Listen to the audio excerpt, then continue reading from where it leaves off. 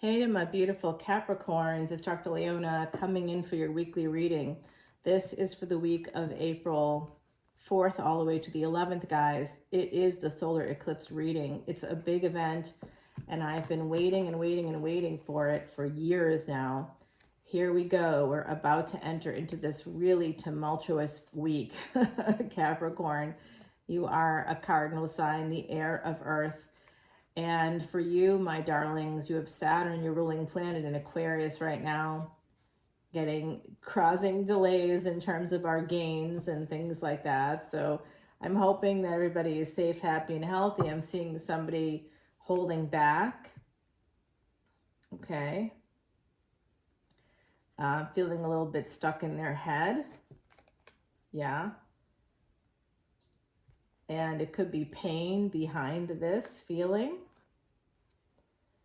All right. We will see. Let's go ahead and see what's coming up next for you. We got the Two of Pentacles at the bottom. There could be a lot of cooks in the kitchen at the moment. We'll see. The Magician is here. So that's the energy of Mercury. Today when I'm doing the reading, it's the 1st of April. And there's a sense today of the Mercury crossing the Gandanta between Pisces and Aries. And its karma is dissolving.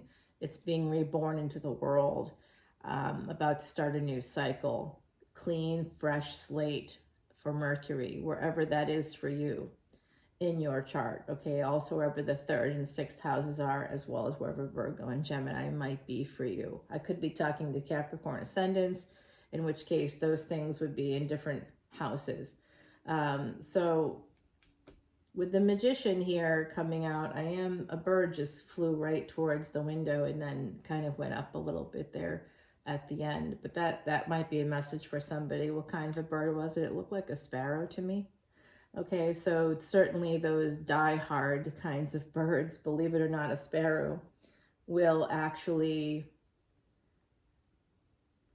go into a dangerous space even though it knows it's going to die. It's like a suicide mission. They're kind of like kamikazes that way.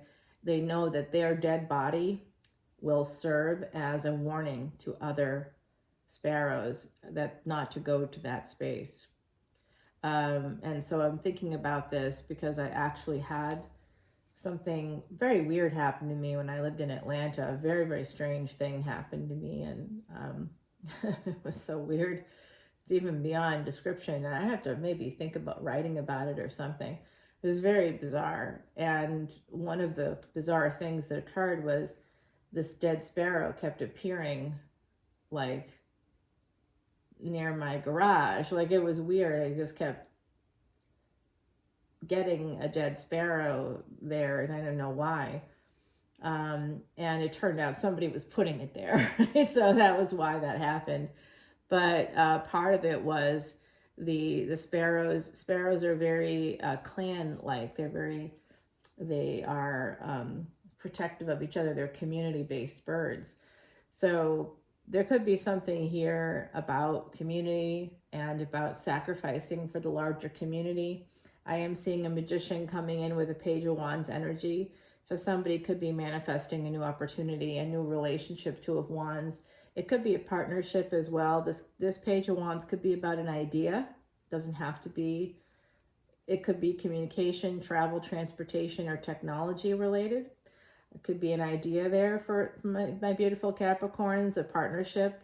And the partnership forms after you kind of come out with this big idea. Nine of Pentacles, something that could be quite good, could put you in a pre-empress space. This could be an app for all I know. You know what I mean? Like, this could be something like that. I also see this, for those of you, this is a collective energy reading. I'm also seeing this as potentially a relationship, somebody coming toward a person with pre-empress energy, or somebody with pre-empress energy coming toward you.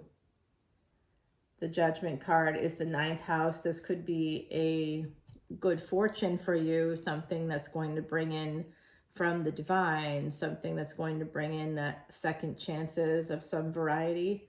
10-10 energy there. And the 6 of Wands. That's a success after a long, hard battle, coming in with a sense of victory.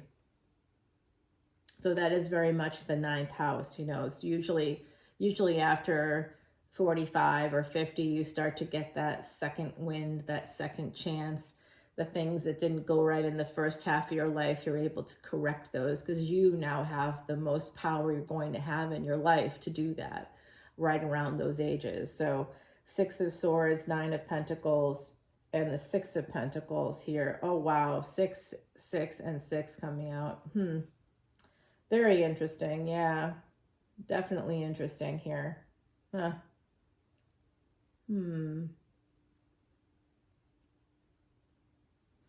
Well, it looks like there's going to be some victory, some kind of a success, and it's going to allow you to move forward toward something brand new here. And the mermaid catches my eye. It's similar to the mermaid statue in Copenhagen.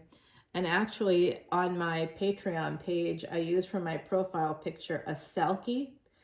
I said the other day in a video that it was a mermaid. It's not. It's a selkie shedding its skin. And that's actually connected to my family's, the mythology connected to one part of my family.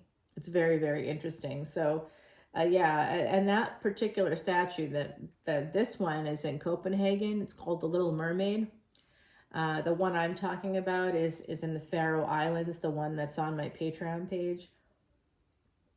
The Selkies are seal women, and they come out of the sea and they shed their skin. And sometimes fishermen would watch. There's a story in mythology about a fisherman that waited for a seal woman to come out of the water and shed her skin. And he locked her seal skin in a trunk and basically forced her to marry him. And at some point, he went out on a journey, and a fishing journey.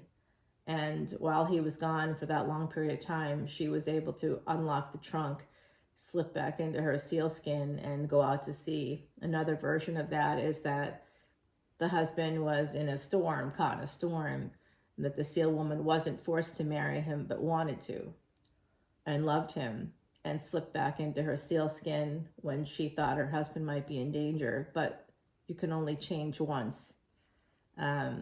Shapeshifters that can only really do that one time. And so she remained in seal form. She did save her husband. So like there's like, depending on where the country we're talking about, there's different versions of that mythology. But I do think it's very, very interesting. So maybe dudes were marrying seals. I don't know. Or they just thought they looked like women. Because of the way that the seals were looking, I guess. I don't know. Maybe to guys that have been out at sea for a long time, who knows? But it's just an interesting thing to notice this sort of same thing as the statue in Copenhagen, which is based, I think, on the Hans Christian Andersen Little Mermaid story. All right, Capricorn. Outside of all that, what do I see happening here? Somebody making a permanent choice. The truth is coming out. This message is here that are going to be bringing in some truth for someone that's acting like a page, ultimately a magician, a person that does not plan on staying in one place for too long. So there's a permanent choice here to communicate about stability, about intentions. 10 of Pentacles, wanting to have that stability, wanting to have 10 of Pentacles. And the Hierophant, looking for some level of commitment, like we're not looking for anything else here. And the High Priestess, this is an intuitive move. Ace of Wands, because somebody is coming in with too much passion. The Fool, they acted like a fool. Maybe early on they said one thing and then, were inconsistent over time. So someone here acted that way, foolishly acted that way, and another person's like, well, you're clearly an idiot. I don't want to be an idiot too. I don't want to look foolish and let you come into my life when you're being consistent. So there could be something like that happening here.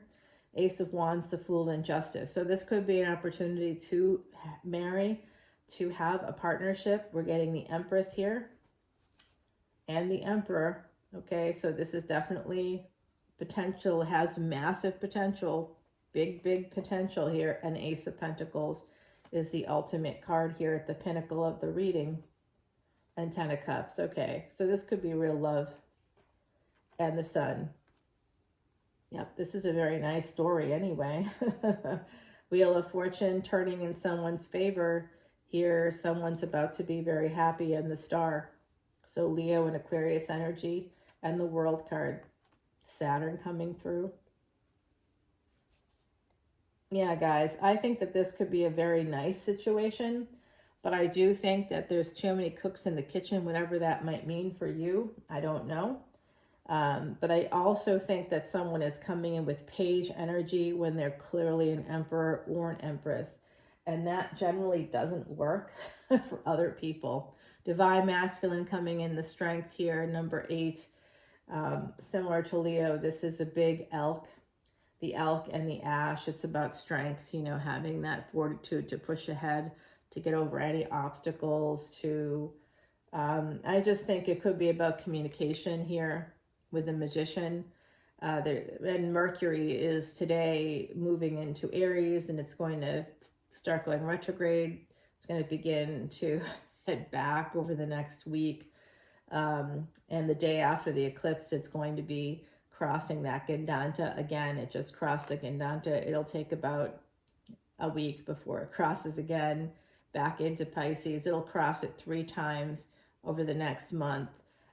So let's see what the other side has to say here. And we're going to continue this reading on Patreon.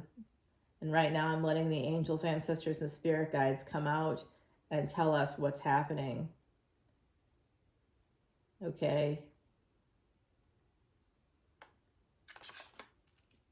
Something about the Emperor is about to come out. Let's go to Patreon and find out together. All the info on how to see this extended video is below. I'll see you over there, guys. Bye now.